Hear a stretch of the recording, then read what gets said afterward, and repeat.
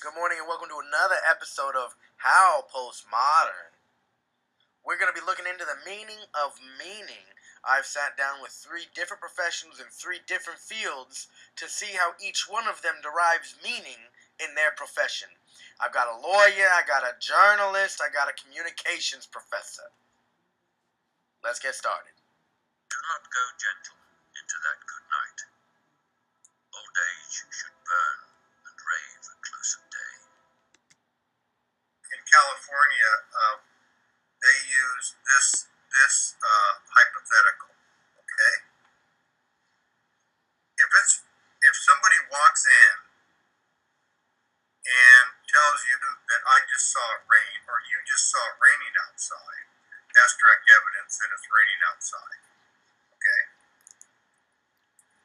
On the other hand, if somebody comes walking in the house and they got a raincoat on and they got beads of water all over them, droplets, that's circumstantial evidence that it's raining outside. Both are on a level par with one another as far as importance. Okay. Sometimes, in fact, circumstantial evidence is stronger than direct evidence. All trying to build to a trustworthy fact that can prove or disprove an issue. Rage against the dying of the light.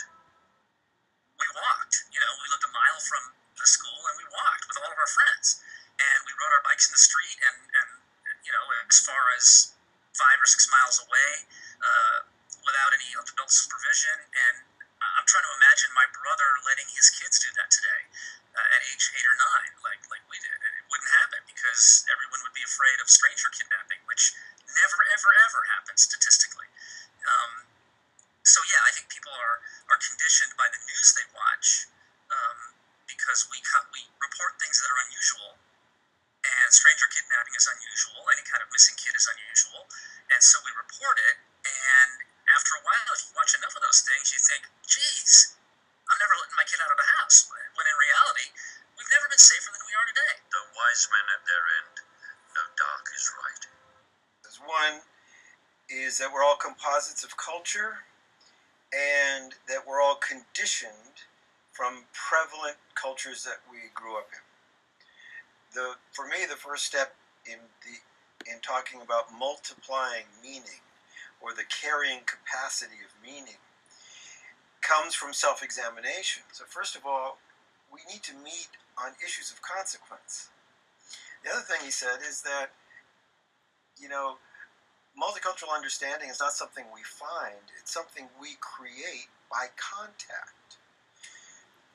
The deepest way for a person to dispel their ideas of Islam is to go to mosques and meet Muslims, and go to lunch with Muslims, and have conversations with Muslims. But that's a point of contact we don't have, or we allow the medium to give us the illusion of contact. Well, I saw Muslims online. Good, but the energy and interaction of humanity requires human exchange of energy. Between my finger and my thumb, the squat pen rests, snug as a gun. Under my window, a keen, rasping sound, when the spade sinks into gravelly ground. In trial, in a jury trial, and this has to do with what you're talking about, there's what really happens outside. Mm-hmm. Some event took place, and now it's in a trial setting, and different facts happen during that event. True, real facts, reality. Once you're into a courtroom setting, the reality changes. Okay? The reality is what the jury hears and what they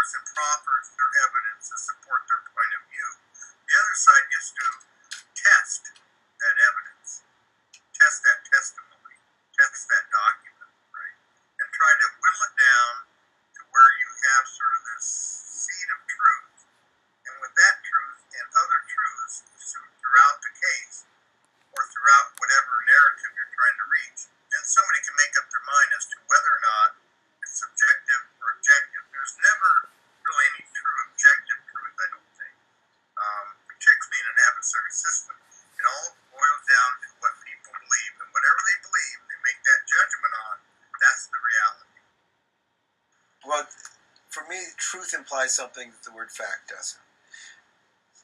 Facts change with the greater knowledge and information we have.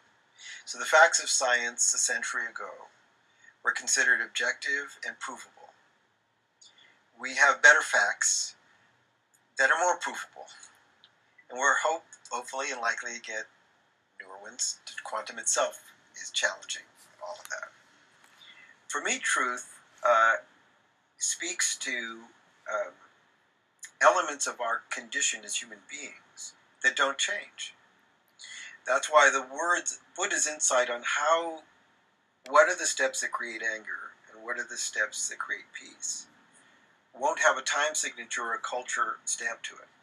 That insight has to do with something deeper, the truth of the human condition as we experience it. The cool smell of potato mold, the squelch and slap of soggy peat, the curt cuts of an edge through living roots awaken in my head. But I've no spade to follow men like them. Between my finger and my thumb, the squat pen rests. I'll dig with it. There are all kinds of reasons that stories interest me personally in my job. If they're illustrative of a larger societal theme, if there's a story you can do where you're just telling the details of that story without connecting it to anything larger, and yet anybody looking at that story, anybody consuming that story, would obviously make the connection in their own mind, that's a great story. It brings the larger story home. Stories that are, unusual, stories that tell us a little bit about ourselves, even if it's not what we want to hear.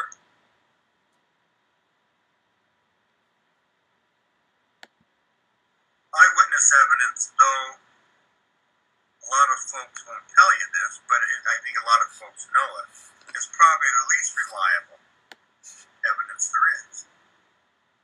And we all have our own reality, our own perceptions. We have memory lapses, even though we don't realize it. As time goes on, we remember past events differently from even the way we perceived it at the time. Okay? So no, it's direct evidence as far as someone actually seeing. Okay, that's very faulty. And let me say, it's not only what people see; it's using all their senses, what they can feel, can touch, smell, taste, right? Or see. But particularly eyewitness identification is very faulty. Rage against the dying of the light.